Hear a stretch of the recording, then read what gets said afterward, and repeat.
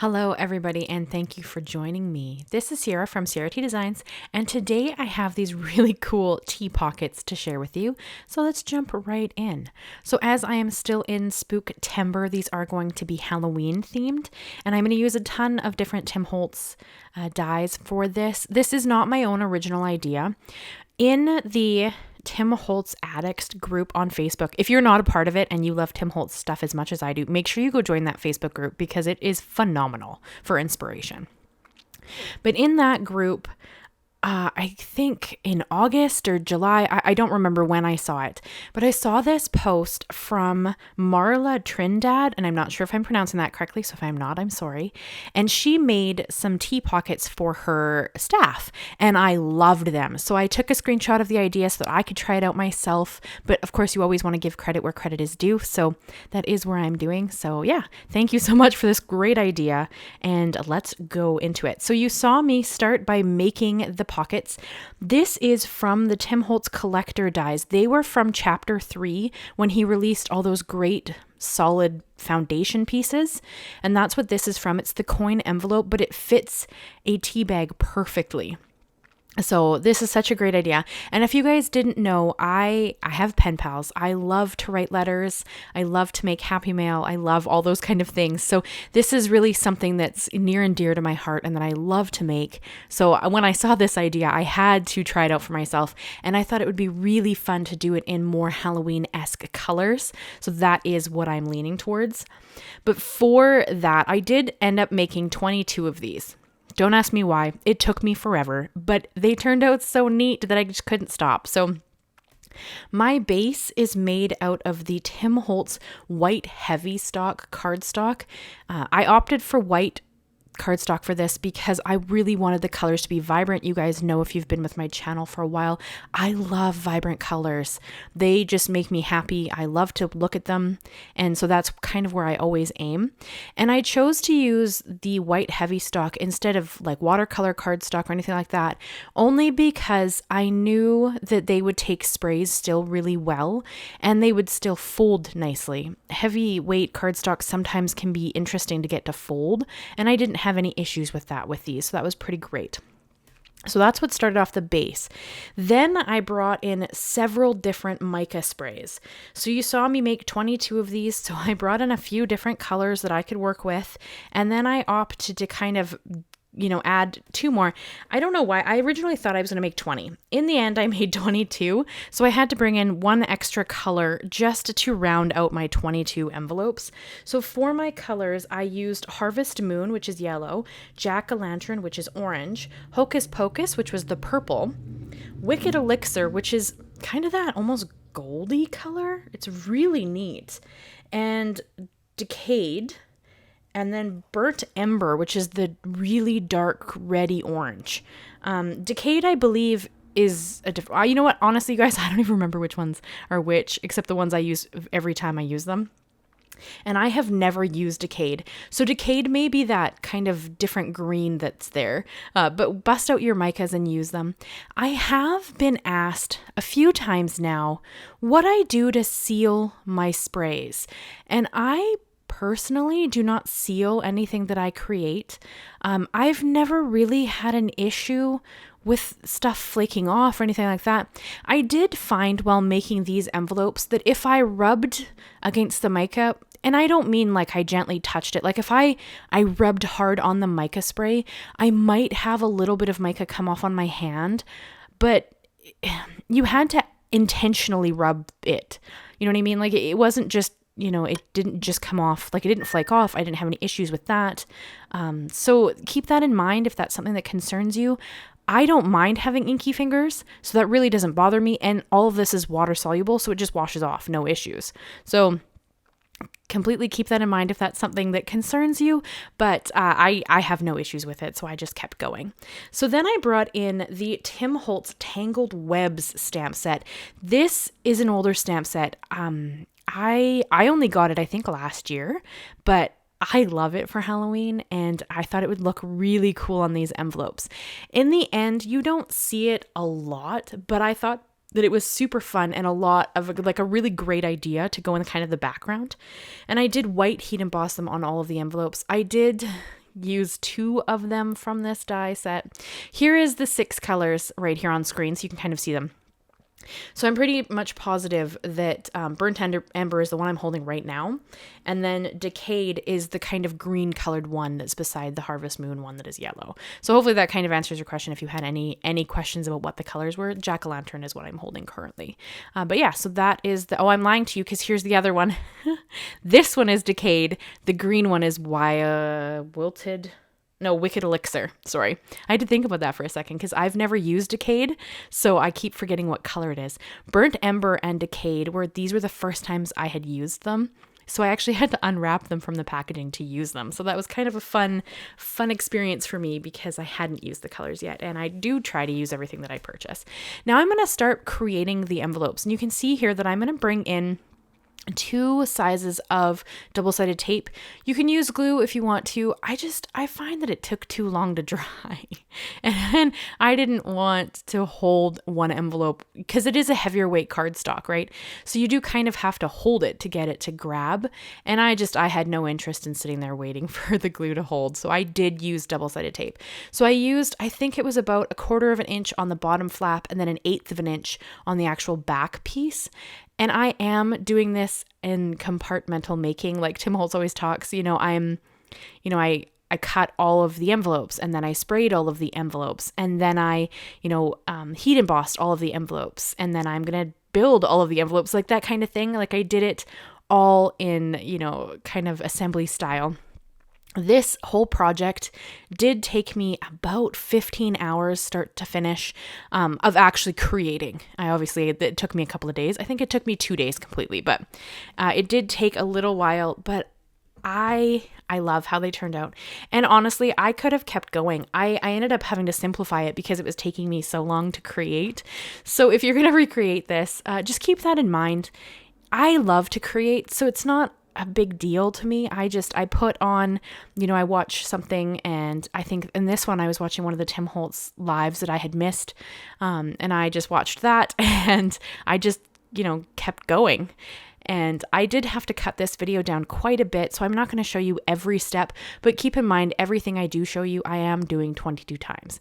And if you are interested in potentially receiving one of these, I do have a happy mail list. It is linked down below in the description. It's near the top. You can join my happy mail list and you might get one of these. I am saving some for pen pals, so I can't send one to every person, but I do have a happy mail list and I do actively try to make sure that I send out happy mail. That's going to be a big focus for me in October. Once I kind of get Spooktember over, because I've been sitting down with some ideas and I have a lot of really fun ideas for things that I'm going to send out. So if you're interested in receiving happy mail from me, put your name on the list. The address, I see the information. Nobody else sees it, just me. So don't ever worry about that. So if you're at all interested, sign up and you will eventually probably get a happy mail from me. Just be patient. Sometimes it takes me a bit to get myself organized and going. So then I brought in, this is a Sizzix die that I just used on this black glitter cardstock. And it's the layered oval dies. I'm honestly not sure if I'm going to be able to find them to link. I barely found this myself, and I only found it because one of my favoriteest peeps, Marcy, had it, and she sent me a card using it, and I loved it so much that then I went on a mad hunt to find the dies, and it took me a while. So if I can find them, they will be linked and listed down below. If not, I'll try to find you something similar, but I needed something to help differentiate the teacup and the floral leaves, or I guess they're not really florals, they're leaves that go with the cups. So I will try to find you something similar if I can. But if you have just a cool oval in your stash, use that, because that's exactly what I'm doing here. I used an oval specifically because we're working on a rectangle. If the pocket was square, then I would have used, a circle because it would have fit better. But use what you have. So next we're going to bring in the Tim Holtz Paper Cut Cafe dies. These came out, I want to say last year, I think. And it's one of my favorite die sets because they're just little cups. And if you guys have known me, you know that I love a good cup of tea. That is my favorite thing. I don't drink coffee, though these obviously could also be coffee cups. In my imagination, they are teacups. And I brought in this kind of funky cardstock that has these spiders on it. Not that you can really tell that once they're cut, but I think that they were really neat and a fun color palette to bring into the card with the cups. I had to cut 22 cups, so I did 11 of this spider web kind of paper, and then I did 11 of this darker purple cardstock. They're both from the same set of cardstock. They were from the 3/4 Magic Potion 12 by 12 set. And you're going to see that cardstock come back in later this month because I'm going to use it for a different project. But I just used just like a scrap of it for the cups. And then this is a scrap of the Tim Holtz Volume 4 backdrops. And it was just kind of almost a perfect color for me and my tea. I love a dark tea. I drink black tea predominantly, and I love to add honey and milk. So when I drink my tea, it does tend to be quite light in color. So this felt very fitting for my tea color. And I did, again, cut these out 22 times, one for each cup. And I did have to like separate them out for which cup they actually belong to because they all fit differently. But yeah, it was a lot of fun. And that is kind of where all this stuff is coming from. But you could use white cardstock and just color it. Like if you don't have a kind of coffee or tea colored cardstock, then just create your own. That's one of the easier ways to do it. I could have ink blended all of these, but I thought it would be easier to cut them out of colored cardstocks because this project already took me so long. Like I didn't even cut the layers of the cups, right? Because the layers of the cups, there's 3 layers for each cup.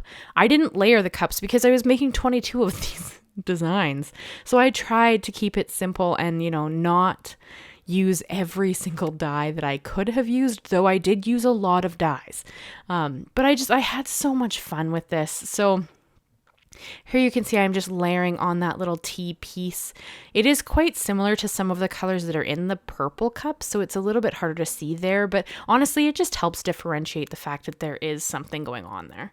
And then for this next piece, these are the leaves. I actually took them out of the new wreath dies. So one of them, maybe 2 of them, are from the funky floral wreath. That one came out in spring. That was one of the vault dies that Tim Holtz brought out. And then the one that I just cut out in orange, it came out of the foliage wreath, which was the release for Halloween. So, but any leaf die would work. Spellbinders has some great leaf dies. Like a lot of companies have great leaf dies. You probably already have some. Tim Holtz has a whole bunch of great leaf dies if you didn't buy the vault set. So just grab out some leaves or some florals. I felt like the leaves fit the Halloween theme a little bit better, and that's why I chose the colors that I did as well. So I grabbed out some of Simon Says Stamps, orange peel, and sunshine cardstock. That's what I'm using for the orange and the yellow. And then the black cardstock is just my black that I use all the time to mat. And then I'm just going to cut them out 22 times. And then I just have them sitting aside when I go to actually build the cards. But this is just so I could add something really interesting behind the cups without stealing the show of the cup, because I do want that to kind of be the focal.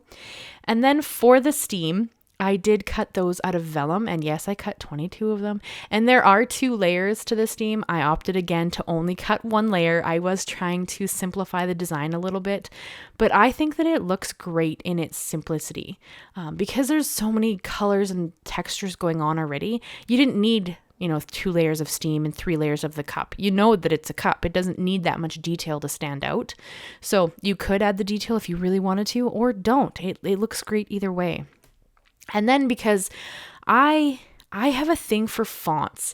I love fonts so much. And I love this new font that Tim Holtz just brought out. So this came out in the Tim Holtz Vault Coffin box that was a part of the Halloween release. And it's just this great kind of gothic font, and I loved it when I saw it. So I had to use it to cut my word T, because why not? Why not add that little bit of extra aspect? And I think it turned out so great. So now we're going to start building everything. So I started with the ovals because that is what I want the background to be. And then I adhered the little cup kind of down to the bottom right corner. You guys know, generally I do prefer to work at the bottom right corner. There's no real reason. It's just kind of my preference. You could could center it. You could add it to the, the slightly to the left, whatever works for you. This is just kind of the way I went with it. And I really wanted that orange to steal the show. So I am going to have the orange leaf stand out the most. Everything else is behind it. And I'm sorry I go out of frame a little bit there. You will see me do this more than once. So it's just me sticking leaves behind the cup and then adhering the cup to the leaves so that everything stays flat, because I will be mailing these out. So I want to be careful that pieces can't grab as they are going into an envelope or as somebody's trying to pull them out of the envelope. But yeah, that's kind of just what we're doing there. So like I said, I tucked the black leaf in the back so it sticks out of the oval. The orange leaf goes on top of the black leaf, and then the yellow leaf goes behind the orange leaf on the top. And then we bring in the steam, because that is the next part. I did use my Xyron sticker maker for the steam piece just because, again, we're working with vellum and it's harder to hide adhesive. I actually recently purchased a 5-inch Xyron sticker maker because I was struggling to adhere acetate and vellum pieces. So I bought that recently and I'm so excited to use it. You guys will see it pop up here eventually. I'm working through Halloween ideas at the moment, so I haven't had a chance to use it, but I think that it will be a lot of fun. So here we're just going to run those little vellum steam pieces through my sticker maker, and then I'm going to adhere them to the little ovals, and you can see that all the ovals are made now. So that's what I mean. I would do a step, I would record it, I would turn the camera off, I'd do all 22 of them, I do the next step, I turn the camera on. Like, it was just kind of funny. I've never really made like this because I don't think I've made one single project this large, but I had so much fun with it. Oh, a side note for you guys. If you like lives and if you have spare time, I am going live this Thursday. It will be at 3 p.m. Pacific Standard Time. I will have the little thumbnail up hopefully today. Give me a minute to work on it. It will hopefully be up today. And I will be making this really great ephemera pocket that it's kind of like an ephemera wallet. It's really cool. I recently made one from like a pack that you could buy, and I want to create my own with some Halloween cardstock. So that is the plan for Thursday. Please come hop in and say hi if you have a chance. I would love to see you. They've been a lot of fun, the lives, and I completely forgot I was supposed to do one last week. So we're going to do 2 in a row this Thursday and next Thursday. And next Thursday, we're going to work on the Halloween diamond painting that I'm working on right now. It's a great, like, it's really, really pretty. So if diamond art is something of interest to you, or you just want to see it, hop in and come say hi and check it out.